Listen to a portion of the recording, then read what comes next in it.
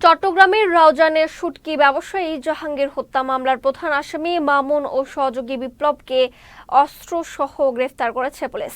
বুধবার রাতে রাউজান উপজেলার নোয়াপাড়া থেকে তাদের গ্রেফতার করা হয়। এ সময় তাদের কাছ থেকে হত্যায় ব্যবহৃত বিদেশি রিভলভার, গুলি ও দেশীয় অস্ত্র জব্দ করা হয়। বৃহস্পতিবার সকালে সংবাদ সম্মেলনে পুলিশ জানায়, নিহত জাহাঙ্গীরের কাছে চাঁদা দাবি করেছিল মামুন ও তার সহযোগীরা। চাঁদা দিতে অপারগতা প্রকাশ করায় 24 জানুয়ারি জুমার নামাজ শেষে ফেরার পথে তাকে গুলি করে ও কুপিয়ে হত্যা করে আসামিরা। মামুন ও বিপ্লব চট্টগ্রাম নগরী ও জেলায় খুন, অপহরণ, চাঁদাবাজি সহ অন্তত 13টি মামলার আসামি। পুলিশ সুপার জানান, প্রাথমিক জিজ্ঞাসাবাদে তারা খুনের সাথে কারা জড়িত, কিভাবে পরিকল্পনা করেছে তা স্বীকার করেছে।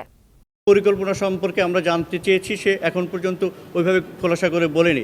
এটা জানার জন্য আমাদের তাকে রিমান্ডে এনে পরবর্তীতে আমরা তার কাছ থেকে আবার জিজ্ঞাসাবাদ করতে পারব।